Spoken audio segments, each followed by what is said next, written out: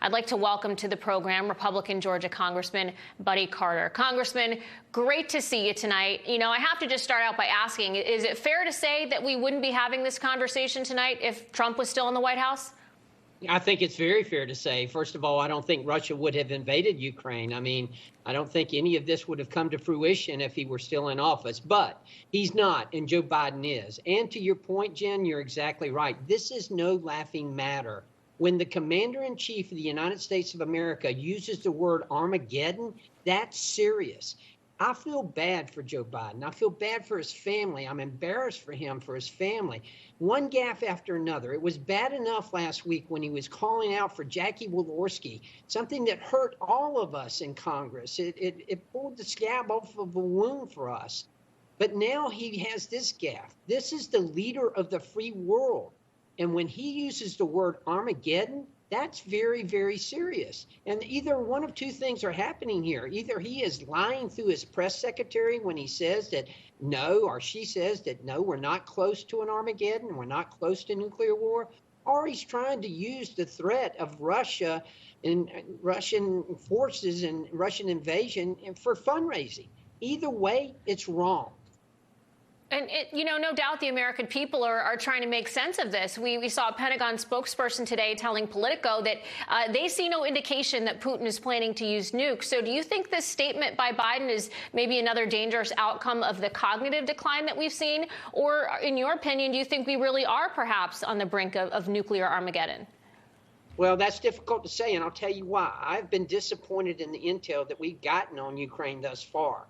I've been in these security briefings, and listen, the information we got was that Ukraine would never be able to put up a fight like they have put up. I am glad that they have, and we need them to do that. We need to make sure that Putin is not successful. I voted in favor of sending aid to Ukraine because the cost of sending that aid, the cost of losing and of Putin being successful would far exceed the cost of those weapons. Now, I don't want to see any boots on the ground, any American boots on the ground. I don't want to see any American blood shed over there. However, we need to make sure that Ukraine stays the course, that Putin is not successful here. We know what's going on. We know that China is watching this. We know North Korea. We know that Iran. They're all watching this. And when we have a president who shows weak leadership and leads from behind, this is not good for the world. It's not good for democracy. And, you know, adding to that, and I think adding to the concern that Americans are facing at home right now, there's new reports that the Biden administration is now spending $290 million on a drug supply to treat radiation sickness, which is obviously very interesting timing. Do you think this is a sign that the government knows something that we don't regarding a potential nuclear attack on the homeland? Well, I certainly don't think it's coincidence. I mean, why would it happen now? You can't help but think that yes, it goes hand in hand.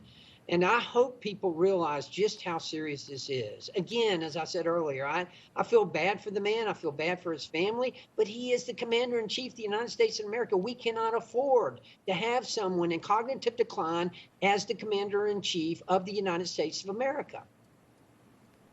You're right. And you nailed it when you mentioned Congresswoman Jackie Walorski and her passing and when he was looking for her. I feel like at that moment when we saw that happen, you wonder how much longer can this go on? What more can he say that can put us in a bad position nationally and potentially globally with, you know, these latest comments that we heard? And now you've got his press secretary, Karine Jean-Pierre, trying to kind of clarify his remarks. We have a clip of that. Take a listen. Did the president plan to use the word Armageddon? Why did he choose that particular reference to Revelation 16:16? Okay, so Russia's talk of using nuclear weapons is irresponsible, and there's no way to use them without unintended consequences. It cannot happen. We won't be intimidated by Putin's rhetoric. We have not seen any reason to adjust our own nuclear posture, nor do we have indications they are preparing to use them. But Putin can de-escalate this at any time, and there is no reason to escalate. So what's really interesting about the backstory on this happened on a gaggle on Air Force One. The press wanted answers to those remarks made about Armageddon. And Karine Jean-Pierre, she had a statement to read. She then wanted to talk about the upcoming schedule for next week and had very little time to answer that question. Clearly, it's something the White House is dodging, doesn't want to discuss. Your thoughts on her remarks and just the running from even addressing it? Obviously, it was spin. Obviously, she did not want to address this. This was a gaffe. Again, another gaffe by Joe Biden.